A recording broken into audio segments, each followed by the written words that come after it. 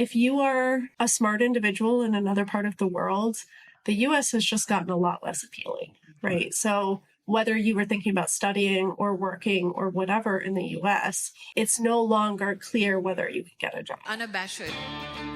The most unpredictable Becomes a headline. The most volatile, Outrageous behavior. unsubstantiated narratives, a battle of personalities.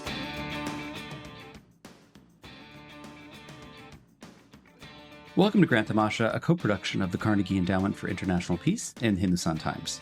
I'm your host, Milan. Earlier this month, the Trump administration announced a stunning $100,000 fee on new H-1B visas, the main channel through which U.S. employers hire foreign professionals in technology, engineering, and research. The move has sent shockwaves through America's innovation ecosystem, prompting fears that companies will either look abroad or scale back their ambitions at home. Few countries will be as impacted by this change as India, whose citizens account for nearly 3/4 of annual H-1B visa petitions. So what happens when the world's largest economy makes it harder for global talent to come in? To answer this question, I'm joined on the show today by Britta Glennon. Britta is an assistant professor of management at the Wharton School at the University of Pennsylvania and a faculty research fellow at the National Bureau of Economic Research. Her research focuses on immigration and cross-border innovation. Much of her work dispels long-held myths about immigrants and how they influence the U.S. economy. I am pleased to welcome her to the podcast for the very first time. Britta, thanks for coming on the show. Thank you so much for having me. So I want to start with something that is really, really basic, and I think most of our listeners probably don't need this 101 introduction, but just in case there are people who have been living under a rock, let me ask you just a simple question, which is, what is the H-1B visa program, and why has it become, such a critical part of America's broader innovation ecosystem? Yeah, so it's a skilled immigration visa. It's really the primary way for skilled immigrants to legally work in the U.S. It's by far the biggest, skilled immigration visa out there in the U.S. And the way that it works is actually an employer has to sponsor you. So it's not the immigrant themselves who are applying for the H-1B visa. It's actually an employer who has previously vetted them, has said that they would like to hire them. Once that's in place, then they apply for the H-1B visa that way. It's been around since about 1990, the Immigration Act of 1990, and it can be converted into a green card, but there are some challenges there, which I'm sure we'll get into later. So, and remind us, there are about 85,000 a year, and that's kind of a cap, but that does not include H-1B visa holders who are parts of nonprofits or universities. Is that right? Yes, that's right. Yeah. And it also does not include renewables. So renewables don't go against the cap. Yeah. So there's obviously various ways that skilled immigrants can come into the United States, right? The H-1B visa is not the only way for the U.S. to attract high-skilled talent. Tell us a little bit about what are some of the other pathways, right? And how does the H-1B compare in terms of scale and size? I mean, it's definitely the one that you hear the most about and seems to be the one that is the biggest political lightning rod. Yeah, that's right. So the biggest one actually isn't an employment visa. It's actually the student visa, right? So the F-1 is really the biggest pathway for skilled immigrants to enter the U.S., but that's, of course, not a work visa. That's just a study. So in terms of work visas, H-1B is by far the biggest. So the next biggest would be the L-1. That's what multinational firms can use for managers or for sort of highly technical individuals. And that's not capped the way that the H-1B visa is, but it's still, somewhere between 60 and 80,000 a year of new L1 visas. So it is smaller because even though the H-1B visa is capped at 85,000, that's only, as we mentioned, for for-profits. You end up with actually about 200 or so thousand every year all up. So the next biggest one is, 70-ish thousand. So much, much smaller. And then it gets smaller from there. So like the O1 for extraordinary, the ability that's even smaller. That's something like 20,000. That's actually even bigger than it's been for a while. So that gives you kind of a sense for how important the H-1B visa is. And really for, as I mentioned, the F-1 is the primary way that skilled immigrants get into the U.S. through studying at universities here. And usually they're then looking for a job afterwards in the U.S. So they would be seeking to basically to an H-1B visa at that point. So it's sort of that pipeline. What's funny to me when you talk about the numbers is, these are still pretty small numbers in the context of overall immigration and the U.S. labor force, are they not? I mean, these are not, when you do it on a percentage basis, I'm guessing this is a very, very small number. Yeah, it's actually tiny, right? I mean, given the amount of attention that it gets, it's actually like a very small share of total jobs and even total immigrants, actually. I want to kind of get into some of your research, but before we do that, one of the things that you've said in this very nice review piece you've done for the Journal of Economic Perspectives, and we'll link to that in the show notes, is you kind of sketch out the different types of immigration systems big talent recruiting countries have. And you describe the U.S. as running a quote unquote demand driven skilled immigration system where, as you mentioned before, it's really firms, not the government, that are deciding who gets in, right? When you're an H-1B worker, you are attached to a firm.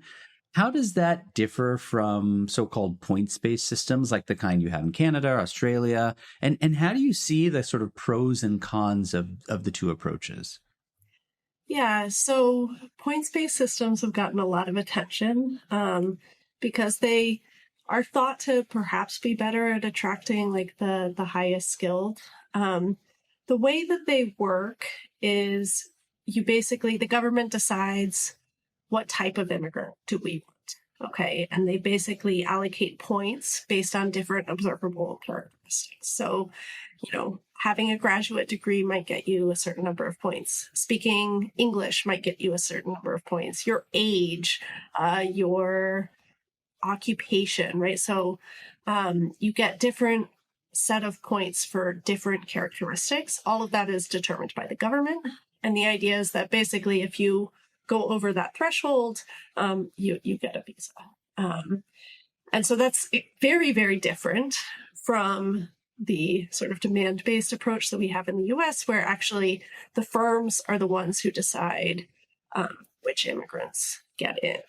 And keep in mind, this is all within the skilled immigration landscape. It operates differently for so-called unskilled or low skilled. So the upside of this is that if you have a shortage of a certain type of worker, you can just put a lot of points on that type, right? And it sort of makes sure that you will get that type of worker. So in theory, it can be a lot better at getting the types of skilled workers you might want, right? The problem, of course, is that it's the government deciding that, and governments are not necessarily the most fast-moving of organizations, right? So they might be very delayed in realizing what it is an economy needs. And in fact, the economies that have had these points-based systems, one of the big accusations is that they create a so-called brain waste, where they are kind of prioritizing certain skills or certain occupations that actually the economy doesn't have a need for. And maybe they're out of date, or maybe there never really was that need. Or maybe they're just letting too many in, right? And so that's really the big downside, right? Whereas in the US, the big upside is because it's firms deciding, it really is, at least in theory, right, driven by what firms need. Right? They have to go out. They have to interview a lot of people. Immigrants, frankly, it's difficult to hire immigrants under the H-1B visa in particular, right? There's fees involved. I mean, not $100,000 until recently, but still not minor either. And paperwork and transaction costs. Paperwork, transaction costs, uncertainty. You don't even know if you'll get them. You have to deal with lawyers. So it's not an easy process. And so the idea is that if you were going through that process, it's because you had a hard time finding that worker in the US, right? The type of worker that you needed. And so it's very much like economy driven. So that's sort of the big upside. I mean, there are some downsides in that I think it has been accused of being a little bit exploitative because workers are tied to employers, right? And so if there's big layoffs, for example, those workers suddenly not only don't have a job, but also don't have a visa, right? So there are still some challenges around that. But it does tend to be sort of more responsive economically. I mean, we're going to get into this for a bit, but like, given that there's money involved, there's paperwork, there are transaction costs, there's uncertainty, firms are presumably not taking these decisions lightly, right? Because they're jumping through a bunch of new hoops to hire a foreign worker as opposed to a native-born American. Yeah, exactly. I just want to ask you a little bit about this new fee. So a couple of weeks ago, the administration introduced a major change to the H-1B program, namely this new $100,000 fee for new H-1B visa petitions. What do we know about who is going to be impacted by this? And what do you think it's going to do if this doesn't change to kind of the broader U.S., innovation ecosystem? Yeah.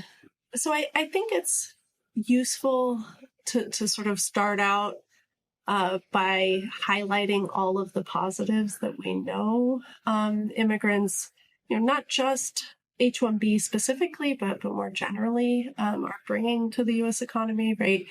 Just so that we kind of have that framework in mind. So, one dimension that we know a lot about is their contribution to innovation.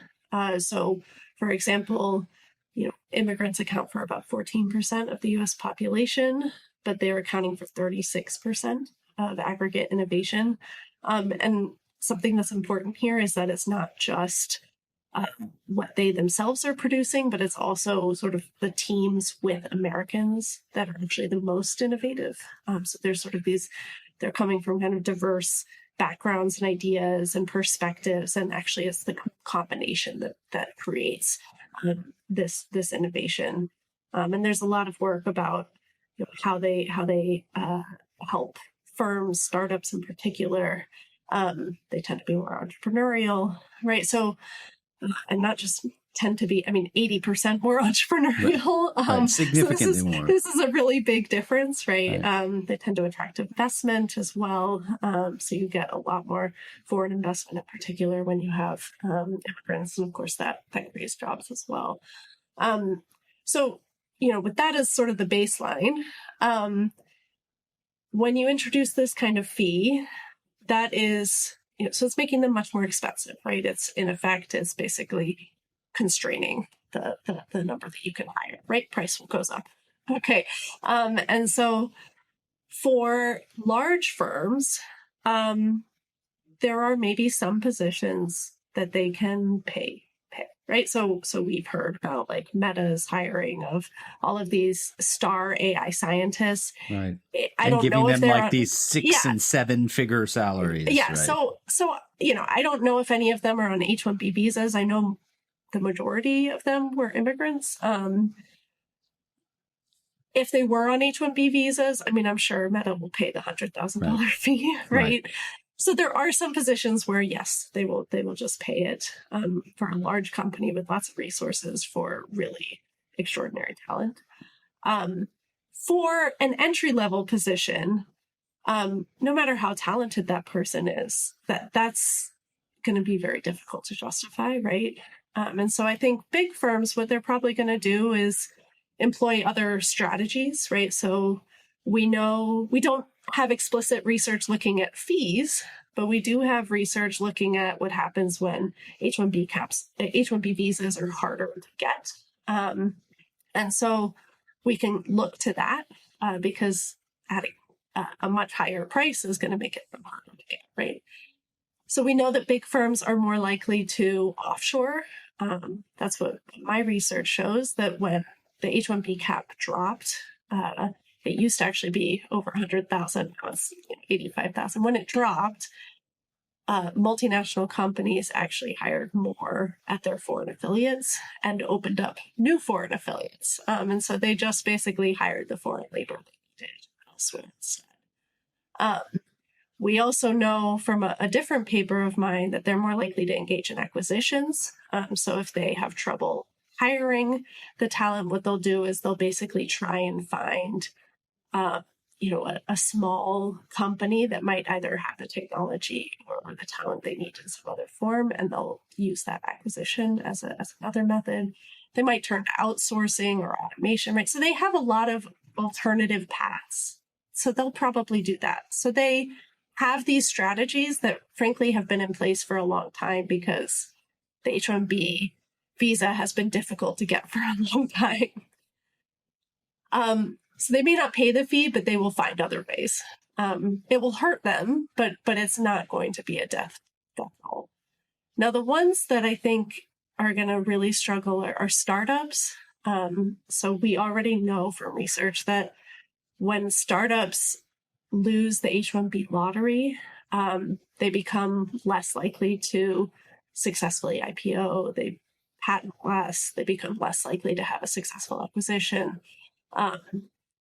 There's no way that they're going to be able to pay that $100,000 fee, right? And so if we know that losing the lottery already leads to worse outcomes, this fee is probably going to lead to worse outcomes for startups. And then you think about universities and nonprofits, they actually have not been facing this kind of constraint, right? They've been able to hire the immigrants that they need. And suddenly, for the first time, they are facing this constraint. So they don't have any alternative strategies in place. And frankly, it's universities can't really offshore, right, or acquire. Right. So some of these strategies are just not even applicable for them. And so they're, it's not quite clear what the options are for them, but they're much more limited. So, I think they're most likely to be hurt. And then, of course, just entry-level positions generally, right? These are going to be hit the hardest. So I'm glad that you raised that point about entry-level positions, because this seems to me to be like where the rubber meets the road, right? I mean, you have students from all around the world who want to come to colleges like yours, universities like yours, University of Pennsylvania. And these are some of the best and brightest from literally all corners of the earth. And we are making a big investment in educating them and trying to cultivate that talent. But then unless you're a meta computer scientist who's making $1 million, you are making much more modest salary. And if you want to get sponsorship and get an H-1B visa from an entry-level job when you're 22 or 23, it seems to me like this new fee is going to be a really huge barrier, right? And so you may be able to provide for people who have more experience, who are very specialized, but in terms of young people who are transitioning from their undergraduate degrees to the next step, I mean, that entire link in the talent chain is really going to be hit badly, is it not? Yeah, absolutely. I mean, I think there's so many repercussions from this. So, first of all, of course, all of the current university students, suddenly their job options are a lot more limited, and many of them will have to leave the U.S., even though they've been educated here at some of the top places, right? And they made those decisions with the understanding that there was this visa program that they could apply for. Exactly. But I think there's two other sort of repercussions. One is that means there's a whole pipeline gap for firms, right? Because they are not going to basically be able to hire immigrants at any of those entry-level positions. And that was, a primary pathway before. It's much more difficult to hire an immigrant who has not been through the U.S. university system, right? How do you evaluate talent in other parts of the world? And so that was a really good way for sort of signaling and credibility and just understanding sort of what their skill set was going to be. And so it'll make it very difficult for firms to hire anyone who's not sort of at the very top, because it'll just be difficult for them to evaluate. I mean, it's essentially kind of like a screening mechanism, right? You know that if you're getting a Wharton degree or a Berkeley degree or a whatever, UT Austin degree, that means something. And U.S. employers kind of have a sense of like, okay, we can place this person in this box. Yeah. And I mean, I think there's also the point that if you are a smart individual in another part of the world, the U.S. has just gotten a lot less appealing, right? So whether you were thinking about studying or working or whatever in the U.S., it's no longer clear whether you can get a job. And so the appeal of the U.S. has just declined dramatically. And even beyond that, just the general signaling of not being a welcoming place. I have a paper looking at the effect of U.S.-China tensions on the propensity of Chinese students coming to the U.S. to do their PhD. And so we find, a 15% drop in the likelihood of Chinese students coming to do their PhD in the U.S., concentrated at the top, and they were actually more likely to go to other Anglophone countries instead. And this was actually at the very, in sort of the first Trump administration that we were measuring this. And this is, much more extreme signaling that was. And so if we saw just that size of a drop, then I would expect, the top talent is going to go somewhere else.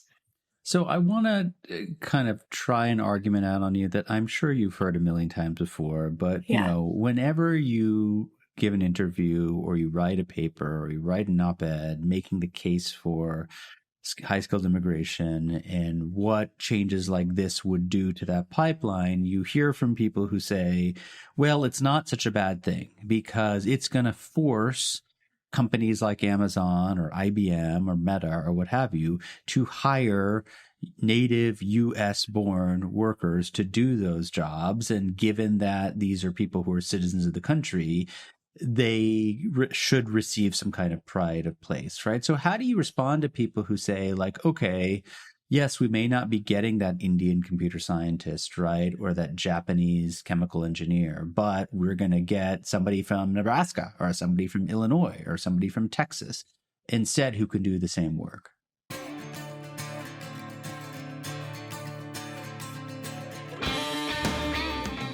Hey, Grant the Masha listeners. Thanks for listening to the podcast. Putting this show together each week is a labor of love, but it takes a lot of work to put out a great show every week. If you'd like to support the work we do at Grant the Masha, please visit ceip.org/donate. Don't forget to subscribe to us on Apple Podcasts, Google Podcasts, Spotify, or on your favorite podcasting platform, so you'll be the first to know when a new episode rolls out.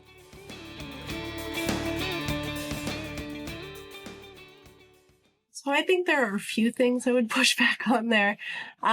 So the first and most fundamental, I think, is just pushing back on this idea that there's like a fixed number of jobs, right? So usually people making that point think that we have a fixed set of jobs in the economy. If one immigrant takes one job, then that means there's fewer for everyone else. And that argument is flawed because it assumes that people are like goods, right? And that actually, if it were just goods, that would be correct, right? But people consume goods and services, right? They invest. And so actually each additional immigrant who's coming in, they're basically, they're going to, need a nanny for their kids. They're going to buy some computers. They're going to, go to the mechanic. They're going to, and so all of those activities actually they're creating more demand, which firms then have to fill by creating more jobs, right? And so it actually has this effect of growing the economy, right? And so there's sort of a fundamental misunderstanding here that kind of comes in. That this is not a zero-sum game, in other words. That everybody can actually gain from this exchange. Exactly. And I think it's really important to note that most studies that we see seem to suggest that immigrants and natives are complements as opposed to substitutes. So they kind of, because they come in with kind of a different skill set, perspective, background, ideas, etc., they actually tend to fill slightly different roles, and sort of it's the combination of the two that really kind of grow the economy. So I think that that's, really important to push back on that. I mean, I think there's a couple of other points I would make. Like, one is just that, to be a competitive country, you do want the top talent in the world, right? And so our companies are competing globally. And so if you care about sort of national competitiveness, then of course you should be trying to attract the best one in the world. The one thing I will agree with is that, I do think that we could do a better job of educating Americans in particular. I don't think it has to be the case that STEM is so skewed towards immigrants. I think more Americans do STEM. And so I think there is sort of an education piece to it. Some of that is long-term, right? So that's a long-term solution, not a short-term fix. But I think that's very much complementary, not sort of substitute. I want to come now, Britta, to the paper that you alluded to a moment ago, which looks at what happens when you artificially constrain the number of H-1B visas and how firms respond. So you have this paper which looks at the impacts on multinational firms when there's a sudden kind of slashing of the number of H-1B visas. And you do this by kind of exploiting this kind of unique kind of exogenous shock, right? That it all of a sudden cuts the number by a significant degree. Tell us a little bit about the setting. What is the kind of shock that you're exploiting here, and how did firms respond to that shock? Yeah. So I'm looking at U.S. multinational companies, and this is sort of the universe of U.S. multinational companies, right? And basically, prior to 2004, the cap was much higher, and it fell in 2004 because Congress basically failed to renew the previous cap increase. And as a result of that, before 2004, if you wanted an H-1B visa, you could pretty much get it, just in the sense of the demand was far below that cap. After 2004, every single year since then, actually, demand has exceeded the cap. And so what that has meant is that to different degrees every year, firms cannot always get the H-1B visas that they want, right? So they're submitting some applications that are getting rejected because it's past the cap. And so what I did is I looked at basically firms that were constrained by that versus firms that weren't before and after the cap.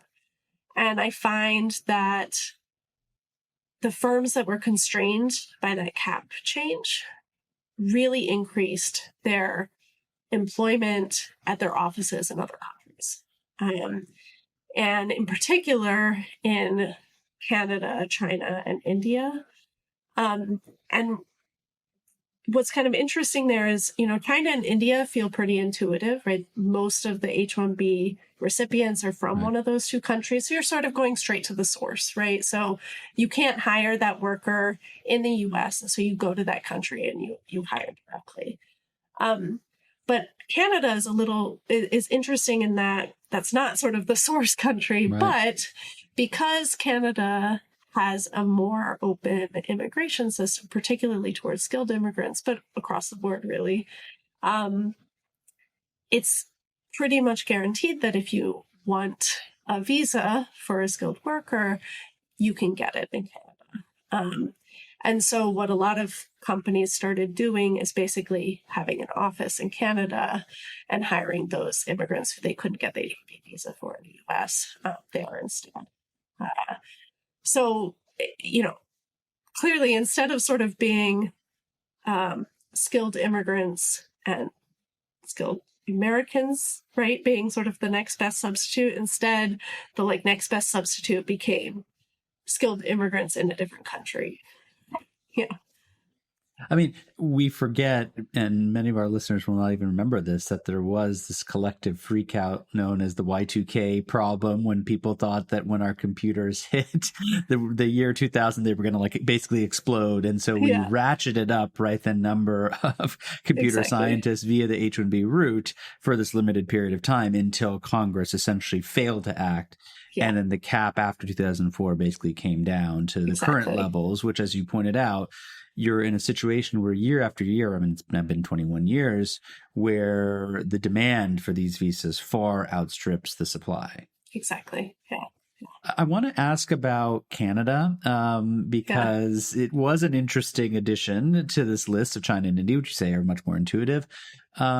There are many countries, including Canada, which have experimented with a startup visa. And those visas basically are trying to attract immigrant entrepreneurs who meet a particular set of requirements. And before we kind of get into the Canada paper itself, the US has always resisted this scheme for reasons that I don't fully understand, because again, it seems like we tout ourselves as a startup nation. We are, kind of the hub of like the global startup world in Silicon Valley and so on and so forth.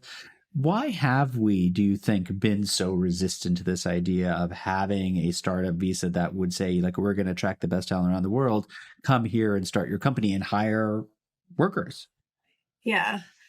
So before I answer that, just like to be extremely clear about sort of why a startup visa is important in the US. So you cannot start a firm on the H-1B visa, right? Remember that it's that's an a very, very important clarification. Yeah, so it's an employment-based visa. This is one of the downsides of the demand-driven system, because an employer has to file it for you. If you're a startup, you can't file it for yourself, right? So just to put this into concrete terms, assume you work at a Microsoft and you're an H-1B worker and you have a brilliant idea for starting your own firm and you quit your job at Microsoft. You basically don't have a legal status anymore to stay to build your startup. Exactly. That's exactly right. Yeah. So there's no straightforward path to become to forming a startup as an immigrant until you get a green card, basically. So there's several studies that have actually documented like how much lower the rates of entrepreneurship are for immigrants than they would be otherwise, which is actually shocking since we already know they're 80% higher than Americans, right? So it's really surprising. So in terms of why we don't have one, I think, and this is speculation, but my sense is that it's because it's not because people disagree with it. It's actually because both parties would like comprehensive immigration reform. And so it would only be one piece of that reform. And the problem is that the bottleneck is actually not the startup visas. It's usually around, the wall or what you do with to undocumented folks in the country. Exactly. And so that's the holdup. I actually don't think there's so much of a holdup for the startup visa specifically. So tell us a little bit about this Canada paper, right? Because you're essentially looking at how Canada's immigration policies have made it a kind of magnet in a way to attract talent that's been shut out of, they're disgruntled by the kind of U.S. system. What have they done to try and poach talent that was previously residing in the U.S.? And what do we know about who Canada's been able to attract this way? Yeah, so Canada does have a startup visa. So they created one in 2013. And my co-author Ronnie Lee and I wrote this paper studying kind of the impact of that startup policy, but explicitly in relation to the U.S. And so the way that their startup visa works is actually they took elements of our demand-driven system in that they actually had venture capital, angel investor, and incubators be the ones who decide who should get it, as opposed to the government. And so they basically evaluate, which entrepreneurs should get this startup visa, and then they apply for the government. So it's actually kind of a demand-driven system within their broader points-based system. That's a weird kind of hybrid of the both in a way. Yeah. And so what we look at is how immigrants in the U.S. responded to this. And we see, a huge increase, over 100% increase actually, in the propensity of immigrants in the US in their likelihood to move to Canada and start a company there. And to kind of try to estimate how much of this is driven by constraints in the US immigration system, we did things like looking at, those individuals who are more likely to have trouble getting a green card. So Indians are sort of the prime example. So the precise number varies constantly, but, it could be anywhere from like 10 years to 100 years in terms of how long they have to wait for a green card. And so obviously, if you can't form a startup until you get a green card, that's a huge problem. It's a problem for many reasons. And so we basically found that citizens of countries that have longer green card wait times were more likely to respond. So that's one of the ways that we got at this. The Canadian government was very explicitly trying to do this. So they put up billboards in Silicon Valley trying to, saying like, H-1B problems, like we have a startup visa. But I remember there's this co-ethnic linkage, right? So like, correct me if I'm wrong, but like if you have a greater density of folks from your own community, so say that's Koreans or Taiwanese or Indians in the United States, then it may be harder for you to be attracted by such a visa because, presumably you have this dense, robust network of kind of social connections, right? So that is a kind of a dampener in a way. Yeah. Although I would also say the reverse is true too, in the sense that if there's a big community in Canada, then you're more likely to respond. Okay, so there's that co-ethnic effect is working essentially on both sides of the equation. Exactly, yeah. And it makes sense because there's a lot of literature talking about how a lot of success in entrepreneurship comes from having, being really embedded in a community because it allows you to leverage connections for hiring, for raising money, for idea generation, all of that.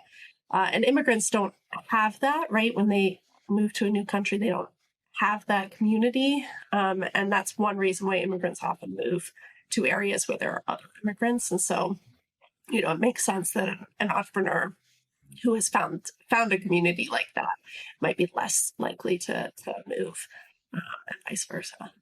So I want to ask you about this issue of innovation, which has come up several times. And, in this excellent review piece you have, you talk about the fact that, look, there's this burgeoning literature that has linked high-skilled immigration to various dimensions of innovation. But there's a line in there that really intrigued me. And in fact, then you go on to kind of elaborate. And I just wonder if you could unpack that for us. And I just want to quote, it says, "It is not immediately apparent that despite immigrant innovation linkages at the individual and regional levels, hiring more skilled immigrants would lead to positive effects on firm innovation." So tell us a little bit about why that link is not as clear as we might think based on what we've talked about thus far. What has the literature kind of found on that score? Yeah, so I think kind of so there are kind of two theoretical arguments for why it might not lead to more innovation. One is that if you think skilled immigrants and skilled Americans are perfect substitutes, then if you hire skilled Americans instead of skilled immigrants, or vice versa, it should have no effect on innovation, right? Because they're completely substitutable, right?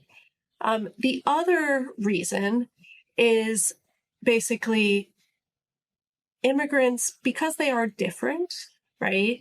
There are different cultural norms, there are different languages, all of different communication styles that can lead to dissonance in an organization, right? And so theoretically, like that dissonance could actually potentially outweigh any innovation, particularly if it's not managed well. And so on the negative side or neutral side, right, there are sort of theoretical arguments for why they might not bring innovation gains to firms. Sure. On the positive side, there's a few arguments. One is, if there are shortages of skilled workers, right? So there really are zero Americans or very few Americans who have that skill set.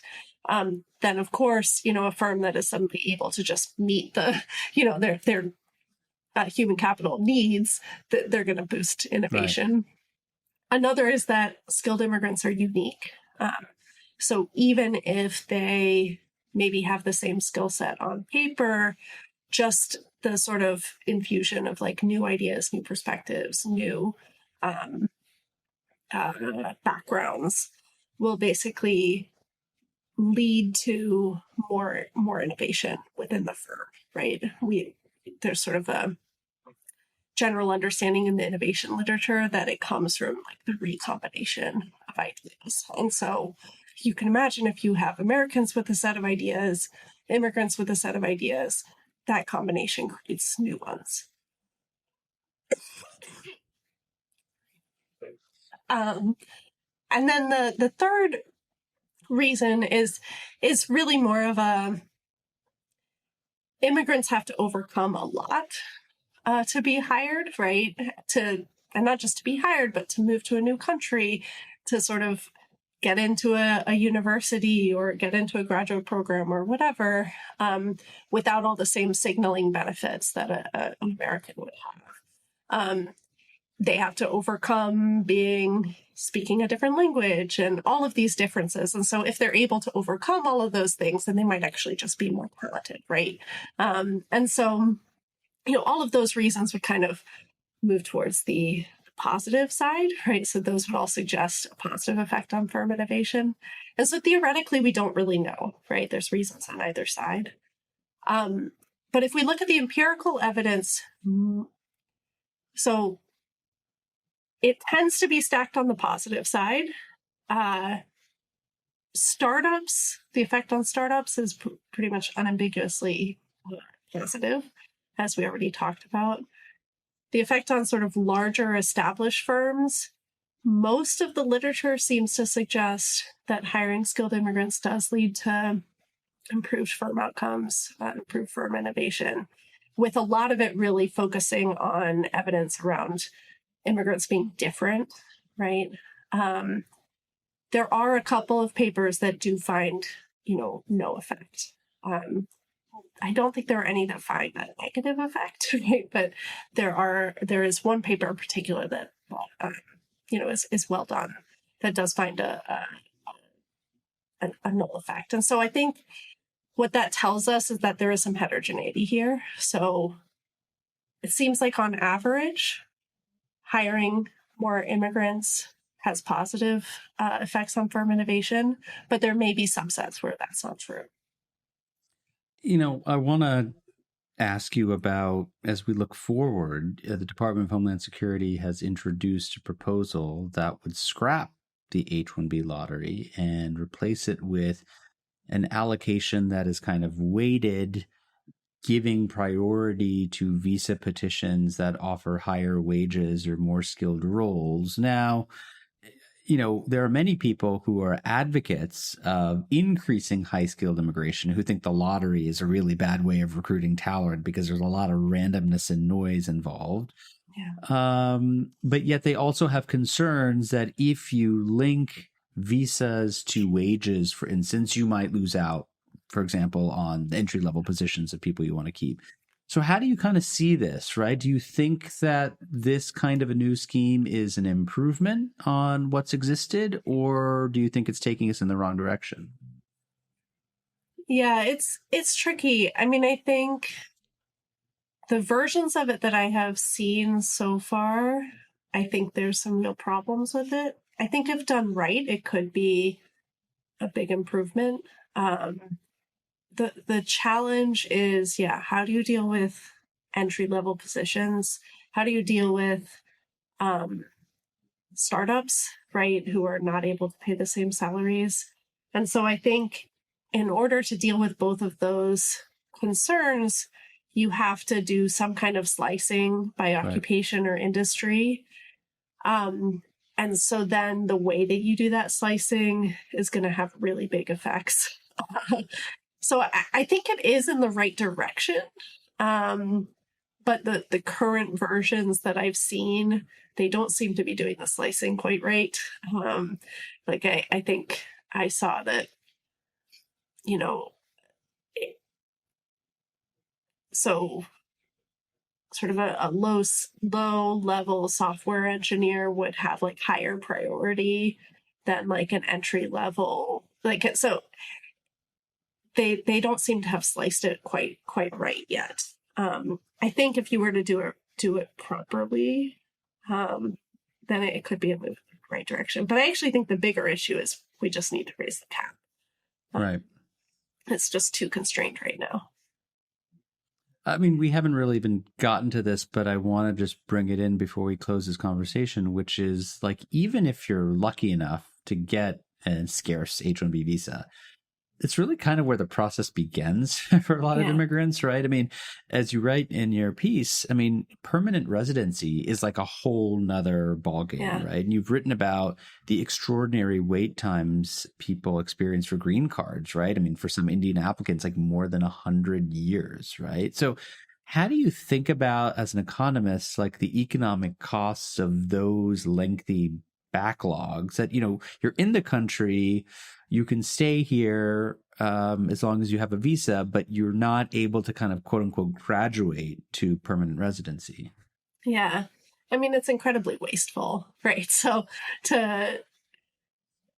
it's wasteful because you have that talent kind of stuck, right? Because you can move employers, but it's difficult, right? So you're sort of stuck with an employer. Most immigrants are a little scared to do it once they're in the green card waiting process. So they're kind of trapped at that firm. They can't form a startup, as we already talked about.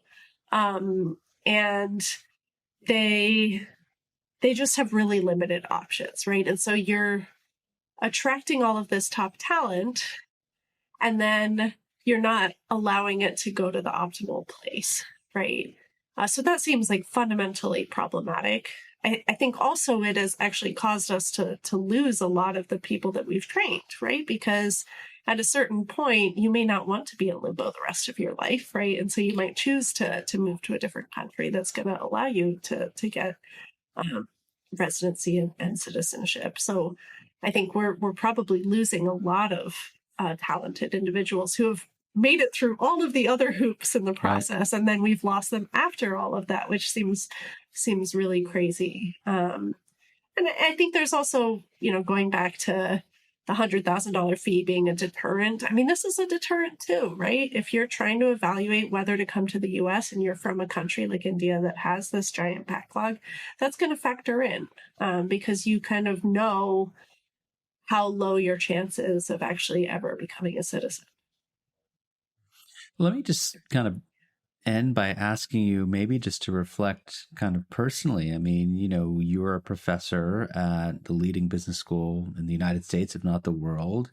It's a very international campus. You have faculty from around the world. You have students from around the world. People are making decisions about their life choices. I mean, you know, if you're an undergrad at Penn paying full freight, you're paying like $90,000 or something along those lines, right? I mean, so it's like not an insignificant investment over 4 years.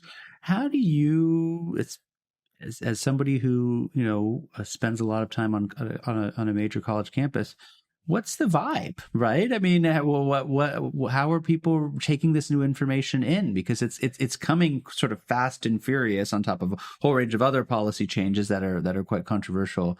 How does it look from your vantage point? Yeah, I mean, I don't know that I want to speak for all of the, you know, the international students and faculty here, but I mean, I think I can say just generally, you know, not just students and faculty here, but also friends and, you know, colleagues at other institutions as well.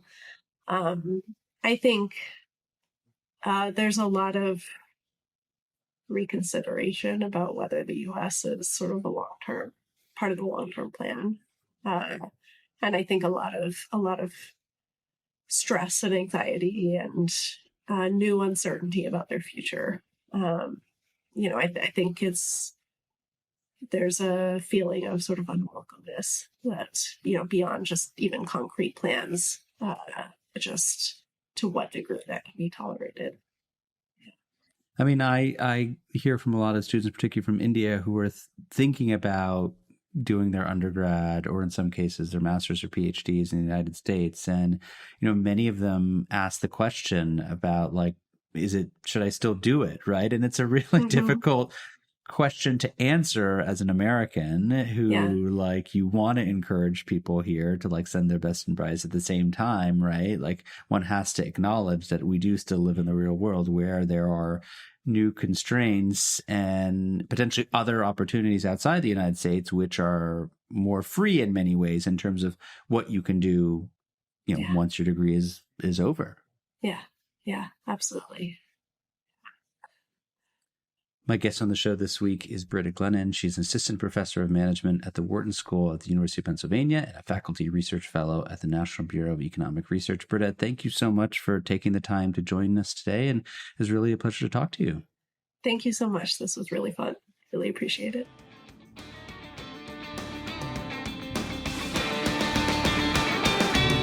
Grant Tamasha is a co-production of the Carnegie Endowment for International Peace and the Hindustan Times. This podcast is an HT Smartcast original and is available on htsmartcast.com. You can also find us on Apple Podcasts, Spotify, or wherever you get your podcasts. Don't forget to rate and review. It helps others find the show more easily. For more information about the show, to support the work we do on Grant Tamasha, and to find the writing we mentioned on this week's episode, visit our website, granttamasha.com. Tim Martin is our audio engineer. Mira Verghese is our executive producer. Additional assistance is provided by Annabelle Richter. Thanks for listening, and see you next week.